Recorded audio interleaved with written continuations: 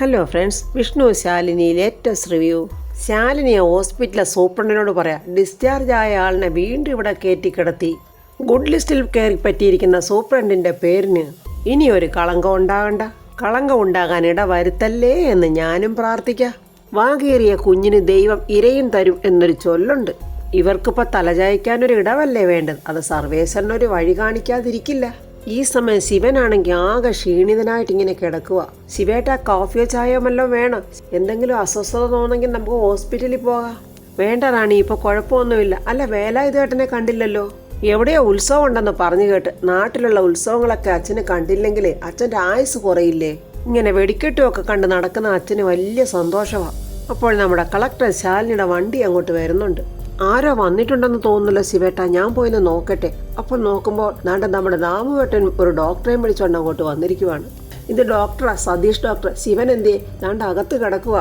ശിവ, ദാണ്ട ഡോക്ടർ വന്നിട്ടുണ്ട് സതീഷ്. പെട്ടെന്ന് ശിവൻ എഴുന്നേക്കാൻ നോക്കുമ്പോൾ സതീഷ് പറയുന്നുണ്ട്, വേണ്ട വേണ്ട, കിടന്നോളൂ. എന്തിനാ രാമേട്ട, എനിക്ക് പ്രത്യേകിച്ച് അസുഖമൊന്നും ഇല്ലല്ലോ. അതിനെന്താ, ആയിക്കോട്ടെ ശിവ, ഞാൻ എന്തായാലും നോക്കുന്നോണ്ട് കുഴപ്പമൊന്നും ഇല്ലല്ലോ. ഡോക്ടർ അങ്ങനെ കാര്യമായിട്ട് ശിവനെ പരിശോധിക്കുന്നുണ്ട്. എന്നിട്ട് ചോദിക്കുന്ന, ഹാർട്ടിന് സർജറി നടന്നിട്ടുണ്ടല്ലേ? അങ്ങനെ കാര്യമായിട്ടൊന്നുമല്ല, ഒരു അപകടം നടന്നപ്പോൾ പോലീസുകാർ ശരിക്കും അവരുടെ മർക്കടമുഷ്ടി കാണിച്ചു അല്ലേ? ഇവന്മാർക്കെതിരെ കർശനമായ നിയമ നടപടികൾ സ്വീകരിക്കുകയാണ് വേണ്ടത്. ജനങ്ങളെ സേവിക്കാനാണ് പോലീസ്, അല്ലാതെ തല്ലിച്ചതയ്ക്കാനൊന്നും അല്ല. ഇങ്ങനെയൊക്കെ ഡോക്ടർ പറയുമ്പോൾ ശിവൻ പറയാം, ഒത്തു കിട്ടും, നോക്കി വെച്ചിട്ടുണ്ട് ഞാൻ. അപ്പോൾ ഡോക്ടർ പറയാം, അതിനുള്ള ആരോഗ്യം വേണ്ടേ ശിവ? മർമ്മം നോക്കിയാ പല പോലീസുകാരും പണിയുന്നത്. ഞാൻ തന്നെ എത്രയോ കേസുകൾ അറ്റൻഡ് ചെയ്തിട്ടുണ്ടെന്നറിയാവോ? അവരോടൊക്കെ കേസിന് പോകാനാണ് ഞാൻ പറഞ്ഞിരിക്കുന്നത്. ആന്തരിക അവയവങ്ങൾക്കൊക്കെ ക്ഷതം പറ്റിയിട്ടുണ്ടെന്ന് തോന്നുന്നു. ഹോസ്പിറ്റലിൽ വന്ന് വിശദമായ ഒരു ടെസ്റ്റ് നടത്തിയിട്ട് നമുക്ക് കാര്യങ്ങളൊക്കെ ശരിക്കും ട്രീറ്റ്മെൻറ്റ് ചെയ്യാൻ പറ്റും. തൽക്കാലത്തേക്ക് ഞാൻ മരുന്നെഴുതി തരാം എന്നും പറഞ്ഞ് മരുന്നെഴുതി രാമുവേട്ടൻ്റെ കൈ കൊടുക്കുന്നുണ്ട്. എന്നിട്ട് റാണിയോട് പറയും, ഇഞ്ചപ്പോലിട്ട് വെള്ളം തിളപ്പിച്ച് മേലൊന്ന് കഴുകുന്നതൊക്കെ വളരെ നല്ലതായിരിക്കും. നീർക്കെട്ടുണ്ട്, നീർക്കെട്ടൊക്കെ കുറയും. ഭേദമായില്ലെങ്കിൽ എന്നെ വന്നൊന്ന് കാണാം. ടെസ്റ്റുകൾ നടത്താനുള്ളതൊക്കെ ഞാൻ ഈ ചീട്ടിൽ കുറിച്ചു തരാം. നല്ല റെസ്റ്റ് വേണം, പറഞ്ഞത് കേട്ടല്ലോ. അല്ല, ഈ ഹാർട്ടിൻ്റെ സർജറി കഴിഞ്ഞിട്ട് എത്ര നാളായി? അത് കുറച്ച് മാസങ്ങളെ. മെഡിസിൻസ് ഇപ്പോഴും കഴിക്കുന്നുണ്ട്. അത് ഞാൻ ഡോക്ടറെ പറഞ്ഞില്ലേ, കാര്യമായിട്ടൊന്നും. എന്നാൽ ഓക്കെ എന്നും പറഞ്ഞ് ഡോക്ടറും രാമുവേട്ടനും പോവുകയാണ്. റാണി ചന്ദ്രയെ ഫോൺ ചെയ്ത് സംസാരിക്കുന്നുണ്ട്. എന്തൊക്കെയുണ്ട് റാണി വിശേഷം? വിശേഷങ്ങളൊന്നും ഞങ്ങൾക്കല്ല, നിന്റെ ചേട്ടനാ. അയ്യോ, ശിവേട്ടൻ എന്ത് പറ്റി? ശിവേട്ടനെ ആ എസ് ഐ സോമശേഖരൻ പിടിച്ചുകൊണ്ട് പോയി നന്നായിട്ട് ഉപദ്രവിച്ച് ചന്ദ്രേ. ഹോസ്പിറ്റലിൽ പോകാൻ വിളിച്ചിട്ടൊന്നും വരുത്തില്ല. ഇപ്പം ശാലിനി ചേച്ചിയുടെ ഡ്രൈവറാണ്. ഡോക്ടറെ വിളിച്ചുകൊണ്ട് വന്നിപ്പോൾ കാണിച്ചിട്ട് അങ്ങോട്ട് പോയതേ ഉള്ളൂ. എന്നിട്ടിപ്പോൾ ചേട്ടൻ എങ്ങനെയുണ്ട്? കിടക്കുക. 1-2 ടെസ്റ്റുകളൊക്കെ ചെയ്യാൻ എഴുതി കൊടുത്തിട്ടുണ്ട്. ആരെങ്കിലും പറഞ്ഞ് ചെയ്യിച്ചില്ലെങ്കിൽ നിന്റെ ചേട്ടൻ അതൊന്നും ചെയ്യാൻ പോകുന്നില്ല. ഞങ്ങൾ തന്നെ എത്ര പ്രാവശ്യം ഹോസ്പിറ്റലിൽ പോകാൻ വിളിച്ചെന്നോ, വന്നില്ല. പക്ഷെ നീ ഉണ്ടായിരുന്നെങ്കിൽ വന്നേനെ. നിനക്കറിയാലോ ഇവിടുത്തെ കാര്യങ്ങളൊക്കെ. എനിക്ക് അങ്ങോട്ടൊന്ന് വരണമെന്നുണ്ട്, പക്ഷെ അച്ഛൻ്റെ കണ്ണ് വെട്ടിച്ച് വരാൻ പറ്റുന്നില്ല. എഴുതി കൊടുത്തിരിക്കുന്ന ടെസ്റ്റുകളൊക്കെ നടത്തി ഹോസ്പിറ്റലിലോട്ട് ചെല്ലണമെന്നാണ് ഡോക്ടർ പറഞ്ഞിരിക്കുന്നത്. എനിക്ക് ചേട്ടനെ വന്ന് കാണുന്നുണ്ട്. റാണി, നീ എങ്ങോട്ടും പോകല്ലേ, അവിടെ തന്നെ കാണുന്നേ. അക്കാര്യത്തിൽ നീ പേടിക്കുമൊന്നും വേണ്ട ചന്ദ്രേ. നീ നോക്കുന്നതിനേക്കാളാ നന്നായിട്ട് നിന്റെ ചേട്ടനെ ഞങ്ങൾ നോക്കിക്കോളാം. വരാൻ പറ്റുമെങ്കിൽ ചന്ദ്രേ നീ വന്നൊന്ന് കാണ്. പാവം, ഈ അവസ്ഥയിൽ നിങ്ങളൊന്ന് വന്ന് കണ്ടാൽ കൊള്ളാമെന്ന് ചേട്ടനും ആഗ്രഹം കാണില്ലേ? ദൈവമേ, എന്തു പറഞ്ഞ് ഇവിടെ നിന്നൊന്ന് പോകും? ചേട്ടൻ അസുഖമാണെന്ന് പറഞ്ഞാൽ അച്ഛനും അമ്മയും വിടത്തില്ല. അമ്മ, എനിക്കൊന്ന് പുറത്തു പോകണം. പുറത്തു പോകാനോ? നിന്റെ അച്ഛൻ അറിഞ്ഞാൽ എന്നെ വെച്ചേക്കില്ല. അമ്മ, ഞാൻ പെട്ടെന്ന് പോയിട്ട് വരാം. അച്ഛൻ അറിയില്ല. എൻ്റെ പൊന്നുമോളെ വേണ്ട. നിനക്കറിയാമല്ലോ നിന്റെ അച്ഛൻ്റെ സ്വഭാവം. പറഞ്ഞത് കേട്ടില്ലെങ്കിൽ പിന്നെ അയാൾക്ക് പ്രാന്താ. പിന്നെ എന്തൊക്കെയാ ചെയ്ത് കൂട്ടുന്നതെന്ന് പറയാൻ പറ്റില്ല. എൻ്റെ പുന്നാരെ അമ്മയല്ലേ. ആ റാണിയുടെ കയ്യിൽ നിന്ന് എൻ്റെ 1-2 സാധനം വാങ്ങിച്ചിട്ട് ഞാൻ ഓടി വരാം. എൻ്റെ ചന്ദ്ര, നീ സ്നേഹം കാണിച്ചുള്ള നിന്റെ വരവ് കണ്ടപ്പോഴേ ഞാൻ മനസ്സിലാക്കിയത് നീ എന്നെ കൊലയ്ക്ക് കൊടുക്കാനുള്ള വരവാന്ന്.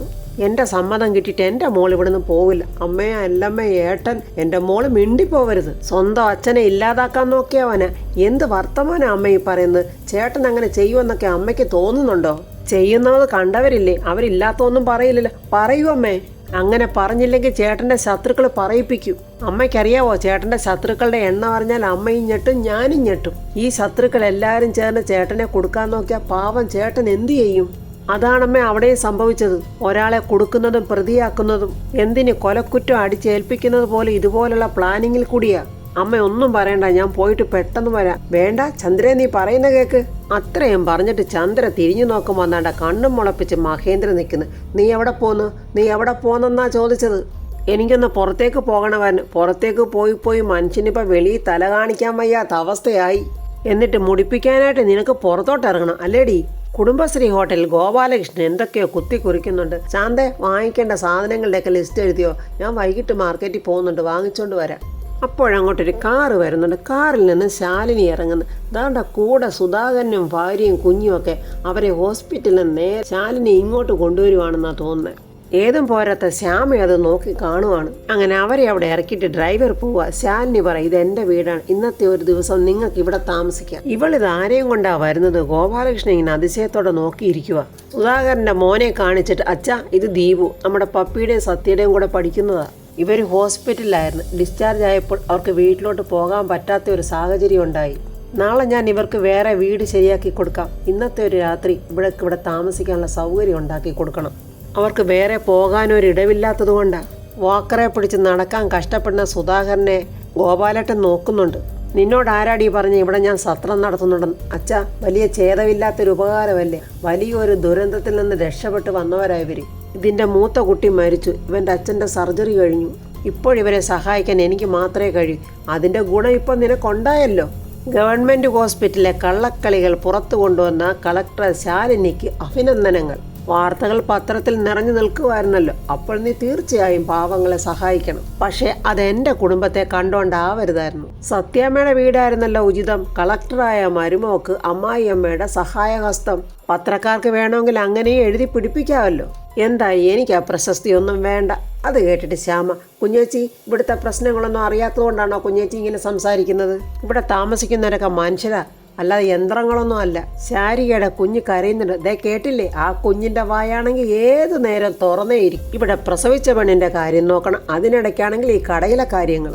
ഇതെല്ലാം ഓടി നടന്ന് നോക്കാൻ ഞാൻ ഒരാൾ മാത്രമേ ഉള്ളൂ. അതിനിടയ്ക്ക് എണീക്കാനും നടക്കാനും പറ്റാത്ത ആൾക്കാരെയും കൂടെ ഈ വീട്ടിലോട്ട് കൊണ്ടുവന്ന ത്രിശങ്കു സ്വർഗത്തിൽ പെട്ടതുപോലെ ആയിപ്പോയി ഞാൻ. ഇവിടെ പറ്റില്ല കുഞ്ഞേച്ചി, ഞങ്ങൾക്ക് ബുദ്ധിമുട്ടാണ്. ഒരേ ഒരു ദിവസത്തേക്ക് മാത്രമാണ് ഞാൻ ചോദിച്ചത്. എൻ്റെ അമ്മ ഇന്നിവിടെ ഉണ്ടായിരുന്നെങ്കിൽ എനിക്ക് ആരുടെയും കൈയും കാലും പിടിക്കേണ്ട ആവശ്യം വരുത്തില്ലായിരുന്നു.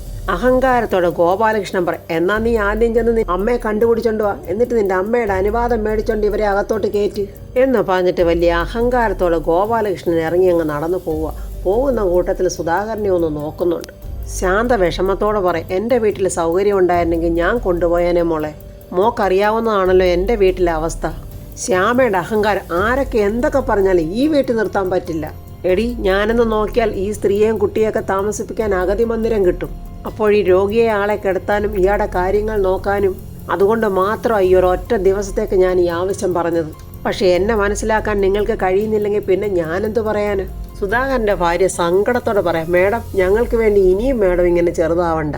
ഞങ്ങളെ വല്ല ബസ് സ്റ്റാൻഡിലോ റെയിൽവേ സ്റ്റേഷനിലോ ആക്കിയാൽ മതി. ഇന്നത്തെ ഒരു ദിവസത്തെ കാര്യമല്ലേ മേഡം? മണിമാളികയിലൊന്നും കടന്ന് ജീവിച്ചവരല്ലല്ലോ ഞങ്ങൾ. അതുകൊണ്ട് എന്തായാലും ഞങ്ങൾ അതുമായിട്ട് പൊരുത്തപ്പെട്ടോളാം. ശാലിനി പറയുക, ഇത് എൻ്റെ വീടാണ്. ഞാൻ നിങ്ങളെ ഇവിടെ കൊണ്ടുവന്ന് നിങ്ങളെ ഇവിടെ താമസിപ്പിക്കാൻ വേണ്ടി തന്നെയാണ്. അതിപ്പം വീടായാലും കടയായാലും ഈ കോമ്പൗണ്ടിനകത്താകണമെന്നേ ഉള്ളൂ. ശാലിനി സുധാകരനോട് പറയാം, ഇന്നത്തെ ഒരു ദിവസം നിങ്ങൾ ഈ ഹോട്ടലിൽ താമസിക്കേ. ഇതെൻ്റെ അമ്മയുടെ ഹോട്ടലാണ്, കുടുംബശ്രീ ശാരദയുടെ ഹോട്ടൽ. നിങ്ങളെ ഇവിടുന്ന് ഒരാളും ഇറക്കി വിടാൻ പോകുന്നില്ല. നിങ്ങൾ അകത്തോട്ട് വാ.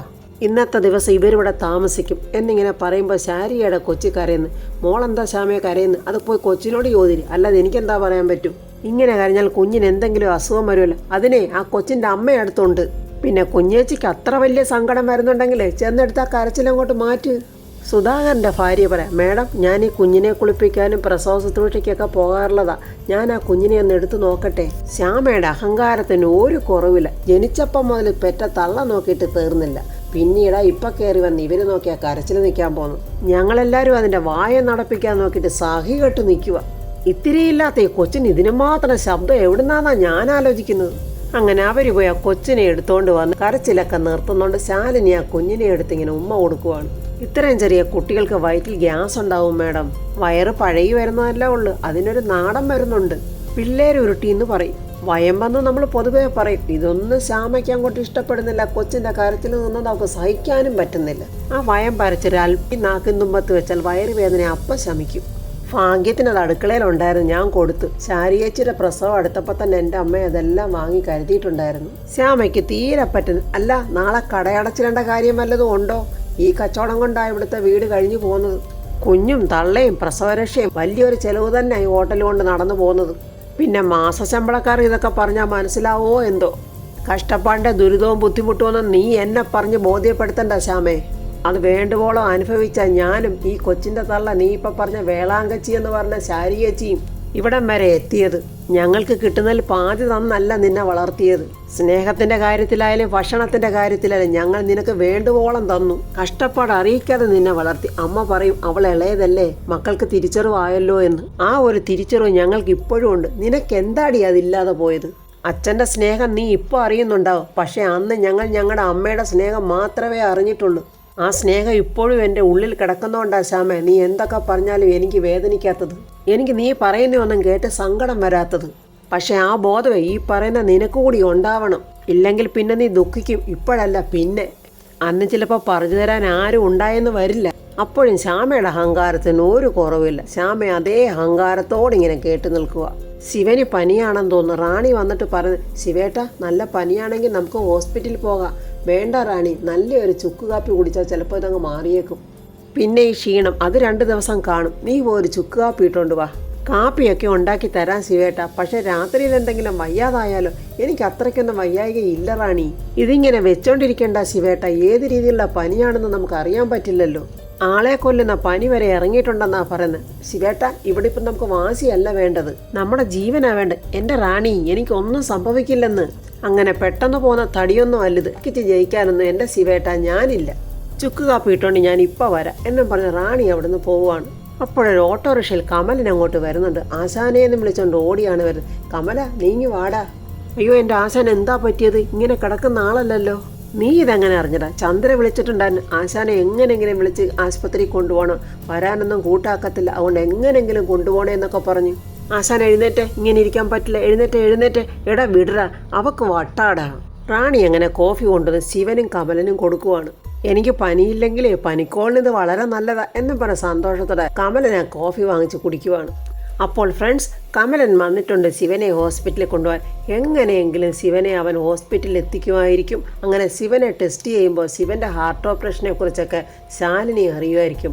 അപ്പോൾ വിഷ്ണുവിൻ്റെ ഹാർട്ട് ആയിരിക്കുമോ ഇനി ശിവനിലുള്ളത് എന്ന് മനസ്സിലാക്കാൻ വേണ്ടി ശാലിനി ശിവന് നടന്ന ഹാർട്ട് ഓപ്പറേഷനെ കുറിച്ച് ചോദിച്ച് മനസ്സിലാക്കുകയും ആ ഹോസ്പിറ്റലിൽ ചെന്ന് സത്യാവസ്ഥ മനസ്സിലാക്കുകയും ചെയ്യുമായിരിക്കും എന്നൊക്കെ നമുക്ക് പ്രതീക്ഷിക്കാം. അതിനുശേഷം മഹേന്ദ്ര സത്യാവസ്ഥയെല്ലാം മനസ്സിലാക്കി ശിവനെ വന്ന് കാണുകയും ശിവനെ തിരിച്ച് വീട്ടിൽ കൊണ്ടുപോയേക്കും എന്നുള്ള പ്രതീക്ഷയോടെ നമുക്ക് അടുത്ത റിവ്യൂമായി നാളെ കാണാം.